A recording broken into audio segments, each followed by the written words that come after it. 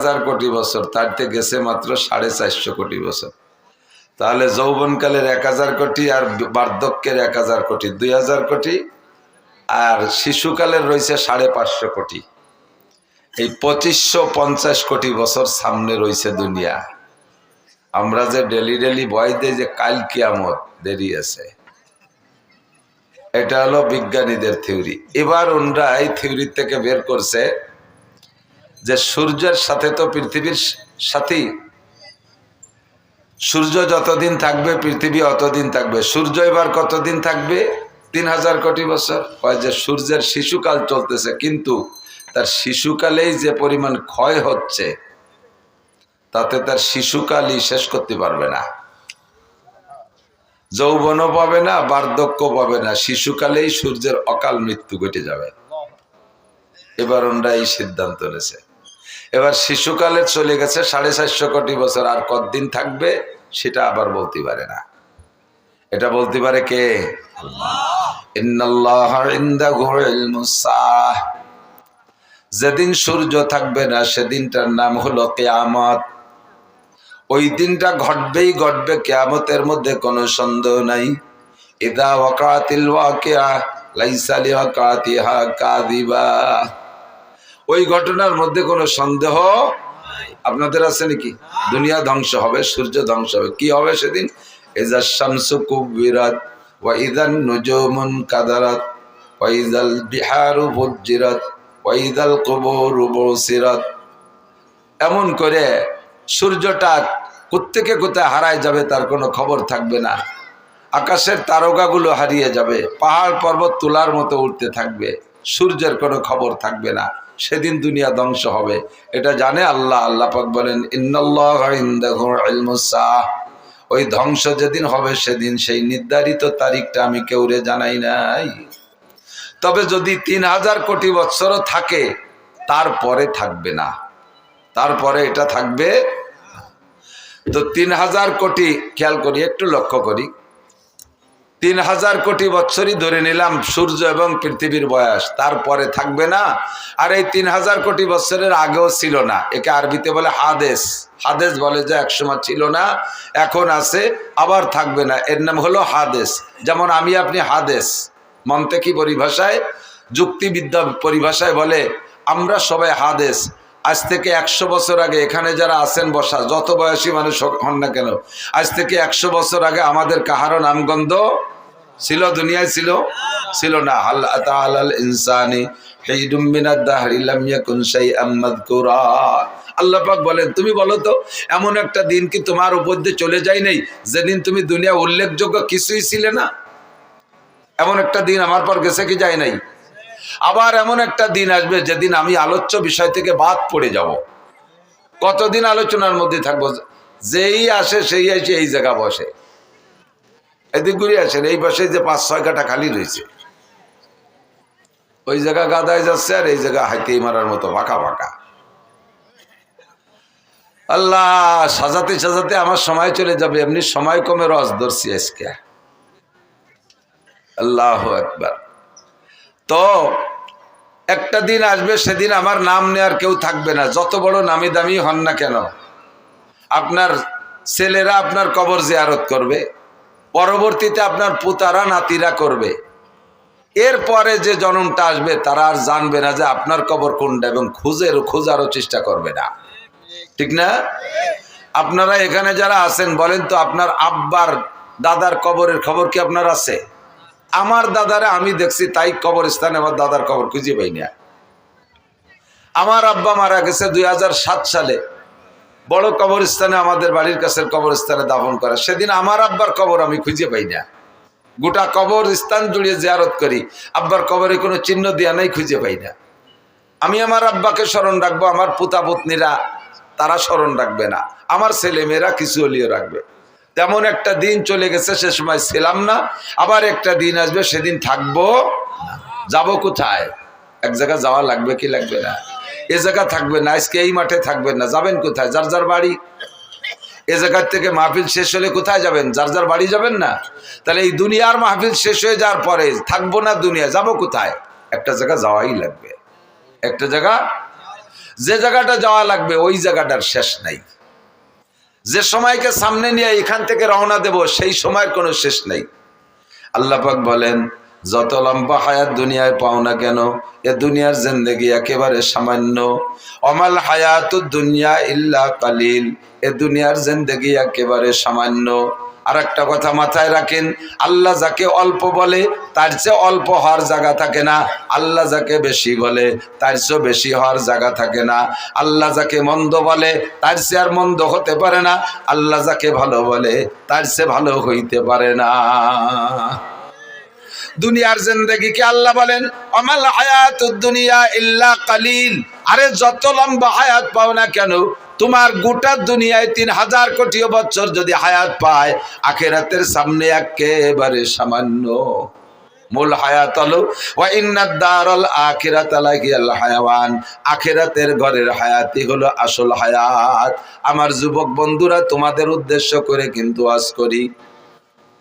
বুড়োকে ওয়াজ আমি কোনোদিন করি না, কারণ বুড়োরা বার্ধক্যজনিত কারণে দুর্বল হয়ে গেছে, এমনি তারা ভালো হয়ে গেছে।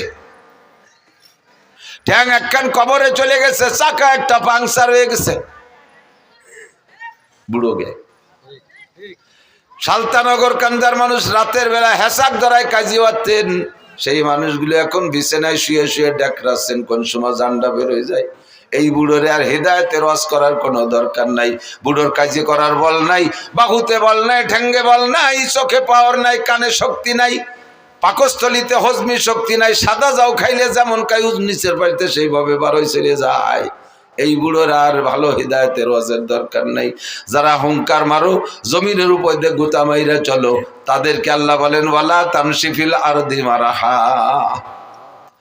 এ যুবক, ওয়ালা তামশি ফিল আরদি মারাহা, একটু নরম হ, একটু ভদ্র হ, একটু নমনীয় হ, একটু দিনদার হ। ওয়ালা তামশি ফিল আরদি মারাহা, জমিনের উপরে হুঙ্কার মেরে চলিস না, দাপটের সাথে মাটির উপরে মারিস না। ইন্নাকা লান তাখরিকাল আরদা, তোর পায়ের ধাক্কায় জমিনের থেকে এক মুঠ মাটিও সরে যাবে না। ওয়ালান তাবলুগাল জিবালা তুলা, আর তুমি লম্বা হইয়া পাহাড়ের চাইতে লম্বা হইতে পারবা না।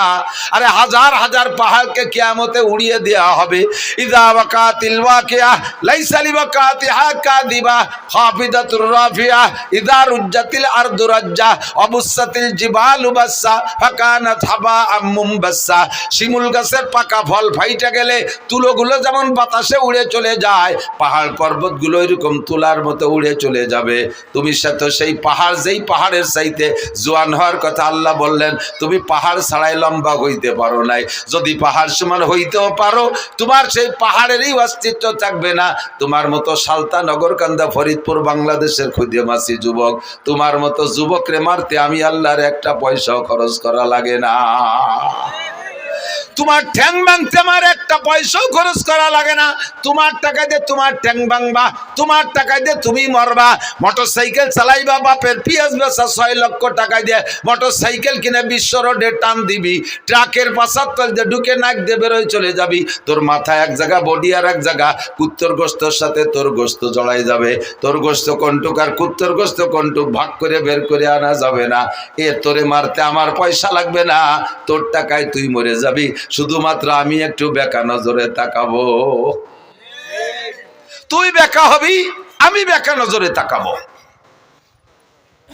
জায়গায় চলে আসো যুবক, ময়দানে মাশারটা হবে কেমন?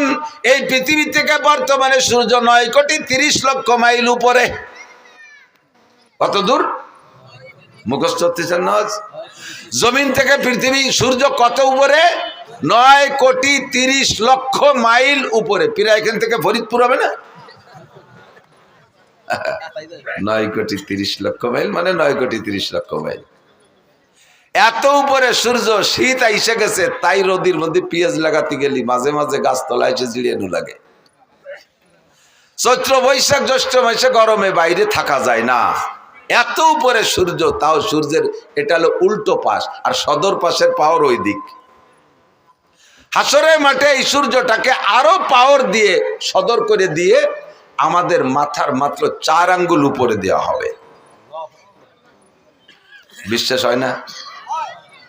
বিশ্বাস হয়? বাপ ভালো না, বিশ্বাস হয়? সূর্য থাকবে মাত্র 4 আঙ্গুল উপরে। আপনি ভাবেন তো পরিস্থিতিটা কেমন হবে? 5 সেকেন্ড চক্ষু বন্ধ করে ভাবেন তো কেমন হবে? সূর্যের তাপে পায়ের নিচের জমিন পুড়ে লাল তামা হয়ে যাবে। পাগলের মতো চিল্লাইতে থাকবেন আর বলবেন, রব্বানা আখরিজনা মিনহা ফাইন শিতা আদখিলনাল জান্নাতা ওয়া ইন শিতা আদখিলনান নার।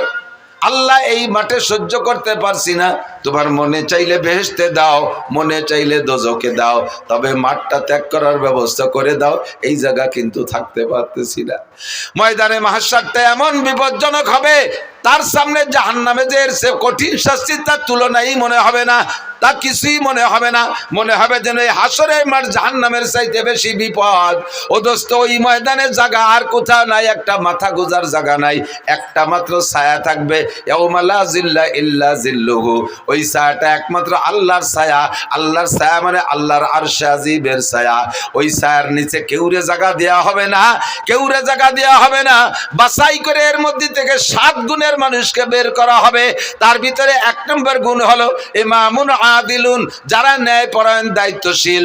ন্যায়পরায়ণ দায়িত্বশীল, মাদ্রাসার ন্যায়পরায়ণ মুহতামিম, স্কুলের ন্যায়পরায়ণ হেডমাস্টার, হাই স্কুলের ন্যায়পরায়ণ হেডমাস্টার, কলেজের ন্যায়পরায়ণ প্রিন্সিপাল, বিশ্ববিদ্যালয়ের ন্যায়পরায়ণ ভাইস চ্যান্সেলর, ইউনিয়নের চেয়ারম্যান ন্যায়পরায়ণ যদি হয়, ওয়ার্ডের মেম্বার যদি ন্যায়পরায়ণ হয়, ন্যায়পরায়ণ বুঝতো, ন্যায় বিচারক নীতিবান যদি হয়, এরপরে এমপি সাহেব যদি নীতিবান হয়, মন্ত্রী সাহেব যদি নীতিবান হয়, প্রাইম মিনিস্টার প্রেসিডেন্ট যদি নীতিবান হয়, ইনসাফগার হয়, এই মানুষগুলো সমাজের মাতুব্বার যারা আছে।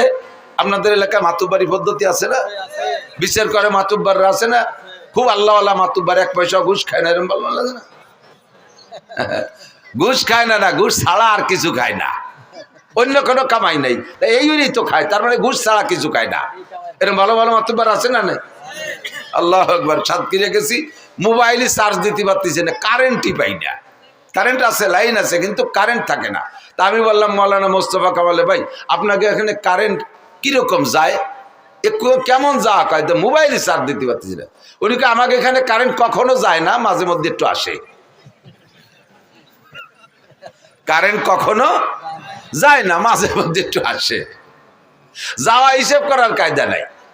মাতুব্বারা ঘুষ খায় না, খায় না মানে ঘুষ ছাড়া অন্য কিছু খায় না, হালাল খুব সামান্য, কখনো একটু হালাল পালি খায়, নালি খায় না। ন্যায়পরায়ণ মাতুব্বার, পরিবারের গার্জিয়ান দায়িত্বশীল যিনি আছেন, তিনি যদি পরিবারের সদস্যের উপরে ন্যায় বিচার করেন, আপনারা 1 নম্বর মেহমান আরশে আজিমের ছায়া পাওয়ার জন্য। 2 নম্বর সেকেন্ড প্লেস। আমার যুবকরা তাকাও, এ যুবক এদিক ওদিক তাকাইস না, আমার দিক তাকা। আমি হাত ধরে আরশে আজিমের নিচে বসানোর ব্যবস্থা করে দিচ্ছি।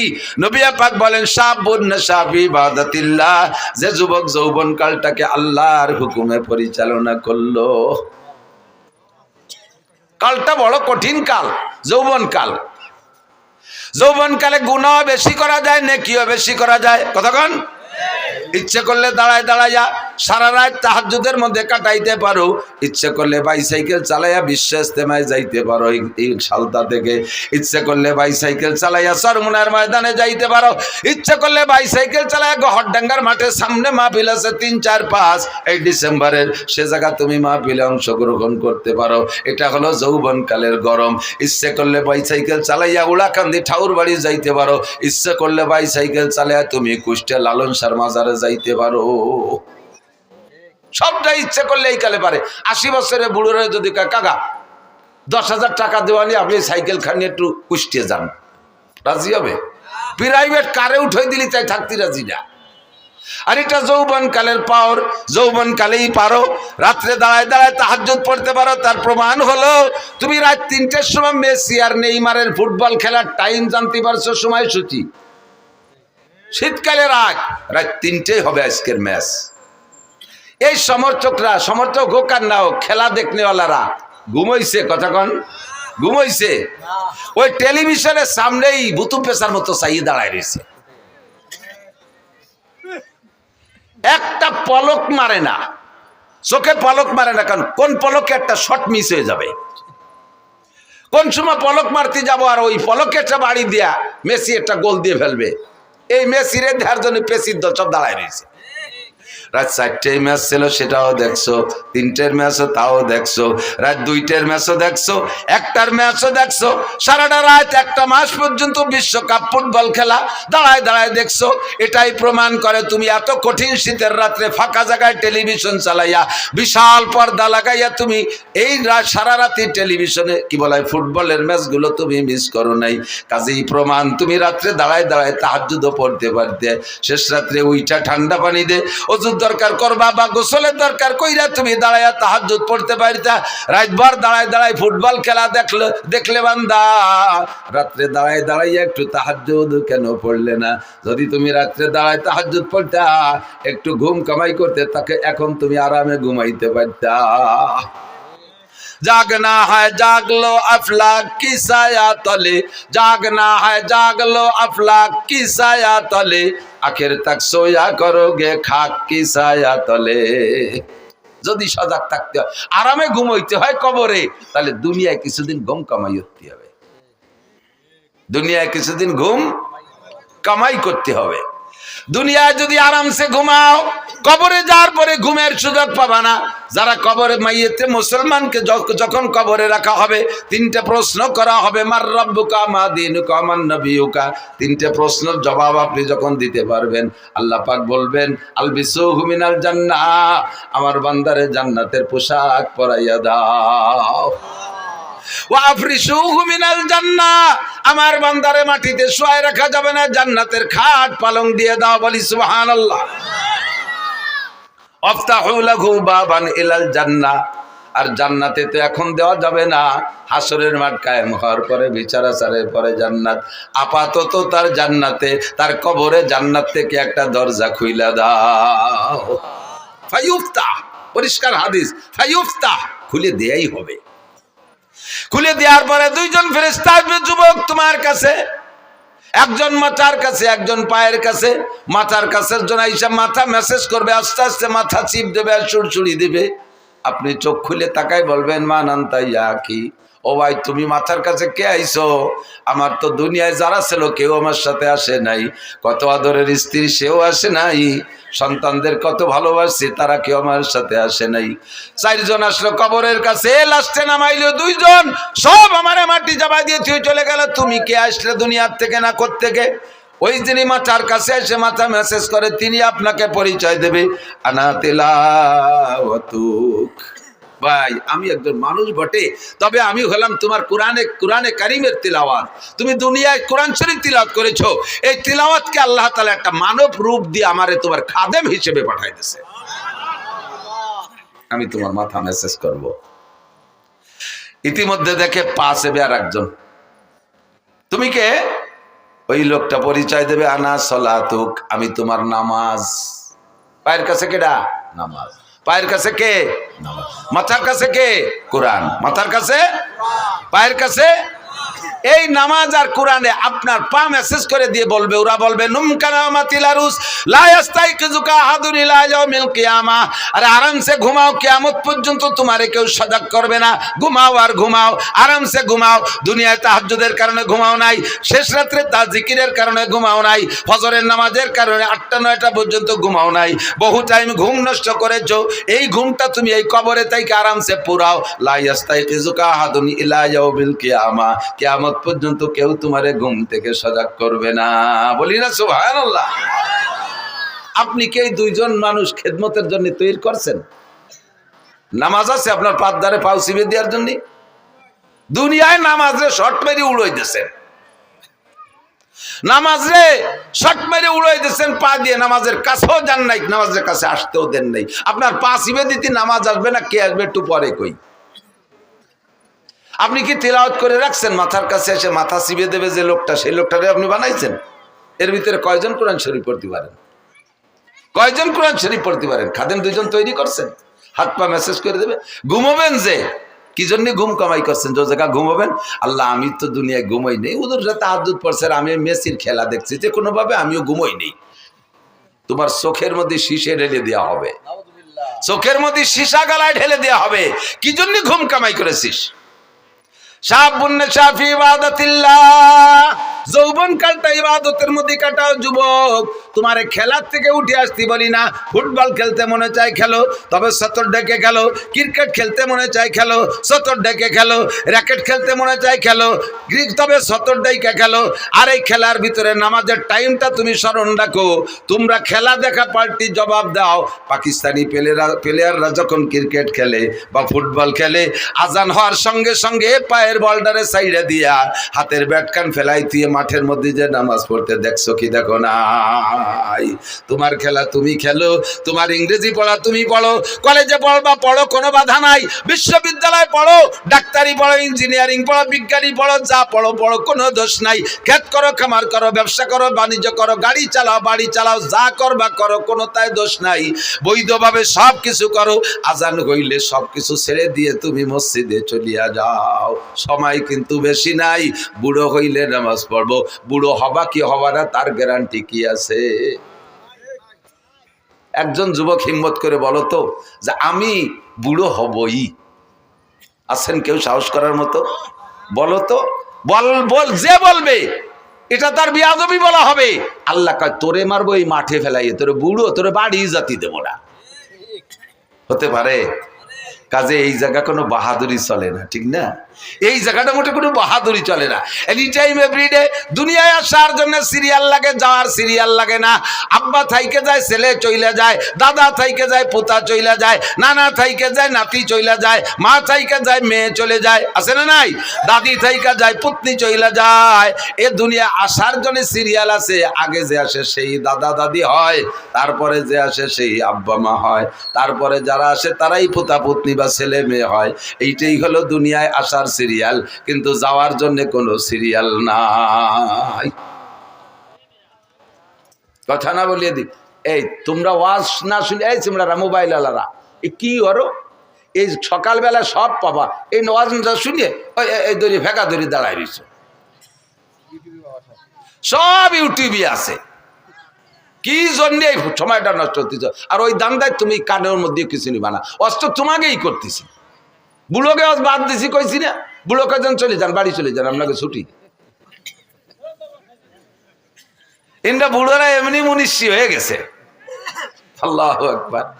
গহরডাঙ্গার খাদেমুল ইসলাম জামাতের জেনারেল সেক্রেটারি শামসুল হক ফরিদপুরি রহমতুল্লাহ আলাইহির একেবারে খাস খাদেম মাস্টার আব্দুর রাজ্জাক সাহেব বলতেন, হুজুর উনি গহরডাঙ্গার প্রাইমারির মাস্টার ছিলেন।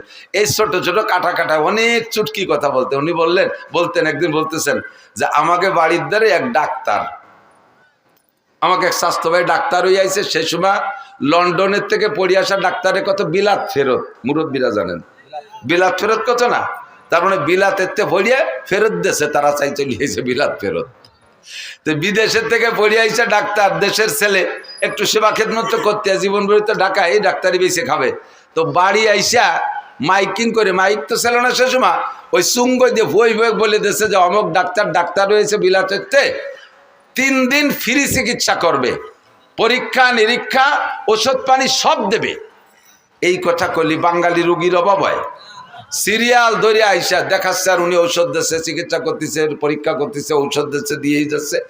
এই দেখা ওনার এক দাদা 100 টাকাখানিক হবে বয়স, 100 টাকাখানিক পর্যন্ত 100 হবে।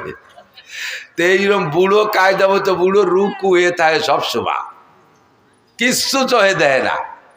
তো এই বুড়ো আইসে বলতেছে বাড়ি তুই তো বিদেশেতে ডাক্তারে আইছিস, তুই তো মেলা মানুষের চিকিৎসা করলে, আমি তো দাদা ওই গোষ্ঠীর মানুষ, আমার একটু চিকিৎসা দি।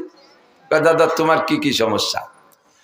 1 নম্বর সমস্যা হলো আগে লোহা খালিও হজম হয়ে যেত, আর এখন সাদা যাও খালিও ওইভাবে বার হয়ে যায় ওই দিক দিয়ে, তা পেটের মধ্যে যে আটায়ও না, দেখ দিয়ে কি আর আছে।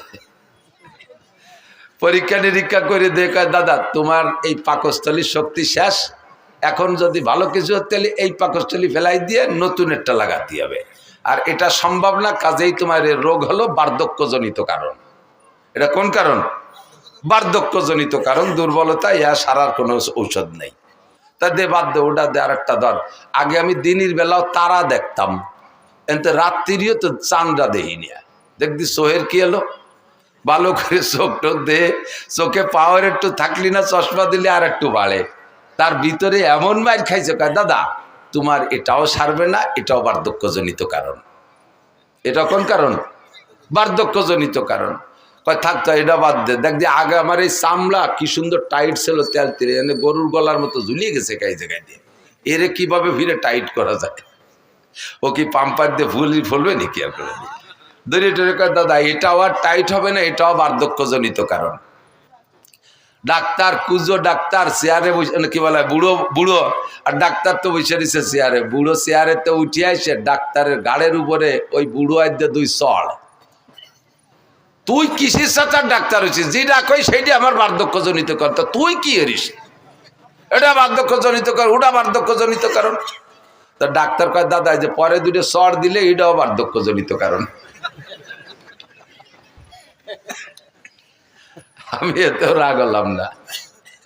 বয়স থাকলে বুঝতে যে ডাক্তাররা চড়ানো যায় না, বার্ধক্যজনিত কারণে চড় দুটিও দিলিয়া। তো বুড়োকে বার্ধক্যজনিত কারণে এরকম সব শেষ হয়ে গেছে। কথা কন, যারা ফাজলামি করো তারা আসো। আল্লাহু আকবার। এই গানের নাম শুনলে এদিকতে আগে তো যথেষ্ট গান ছিল, গান গান গান হতো না, জারি যাত্রা, করসা কাজির গান, গুণযাত্রা, তারপরে আরো কত কি বাউল গান, ফাউল গান, বিচার গান, এগুলো ছিল না? এই গান ছিল না এই দেশে? তো এই গান শুনতে মাইলকে মাইল চলে যাইতেন আপনারা। এখন সে গানগুলো শেষ। দুটি একটা গান আছে আমাদের ওদিকে আছে, গাজীর গান গায় বড় বড় মোসালা, মুসলমান না ঠাউর বোঝা যায় না। ওরে পরিমাণ মারেফাত শরিয়াতের কথা এই গানের মধ্যে কয়, আর কইটে কয় ডাক্তার হুজুর গে চ্যালেঞ্জ। আমি বুখারী মুসলিম, হযরত মাওলানা মমতাজ, হ্যাঁ ওই যে এমপি মমতাজ না মানিকগঞ্জের, মুহাদ্দিস মমতাজ, কত বড় সাহস বুকির পাঠায়। এই ফাউলগুলোর স্বভাবই এই, এদের স্বভাব জন্মই হয়েছে বেয়াদবির মাধ্যমে। কথা কন, এদের জন্মটাই বেয়াদবের মাধ্যমে। সারাটা বাংলাদেশ মুহাদ্দিসে ভরা, হাজার হাজার লক্ষাধিক মুহাদ্দিস শাইখুল হাদিস বাংলার জমিনে। যারা নিজেরা শাইখুল হাদিস পরিচয় দেয় না, অথচ হাদিসের কিতাব মুখস্থ পড়ায়, তারা বলতেই পারে না যে আমি এই পড়ছি, বলে না। আর জীবনে কোনোদিন হাদিস শব্দ বানান করতে যদি পারে ও আরবিতে, তাহলে ওরে আমার সারা জীবনের ইনকাম দিয়ে দেবো। ও যদি হাদিস শব্দের শুদ্ধ বানান করে পড়তে পারে। আর সে কয় আমি বুখারী, মুসলিম, তিরমিজি, আবু দাউদ, নাসাই পড়েছি। বাংলায় লেখাটা ওয়া আর কি কবাই, সে গেলে একটু না কয়ে পারা যায় না। আমার সাথে আগে থাকতো মজিবার দারোগায়, যে বলমারি মোটরসাইকেল চালাতো, যারা দেখছেন 7-8 বছর দারোগাতে রিটায়ার্ডের পরে আমার নিয়ে চলে বেড়াতো। আল্লাহ গেছি উনারে নিয়ে সাতক্ষীরে, এই কালকে যাইয়াছি সে সাতক্ষীরে শ্যামনগর বংশীপুর শাহী মসজিদ মাদ্রাসায়। তো ওনার তো স্বাস্থ্য, চেহারা সবকিছু আমার চেয়ে অনেক ভালো। দাড়ি টাড়ি পাখে মেহেদি লাগানো, পান খায়, গাল ভরিয়ে, পাগড়িওটা বাঁধছে, সাদা জামা টামা, মোটরসাইকেল উনি চালায়। শীতকালে দিন আমি ছোট মানুষ, পিছনে ব্যাগ গাড়ি হয়ে বসে রয়েছি। নামার সাথে সাথে সবাই মনে হচ্ছে উনি বক্তা, আমি বুঝি খাদেন।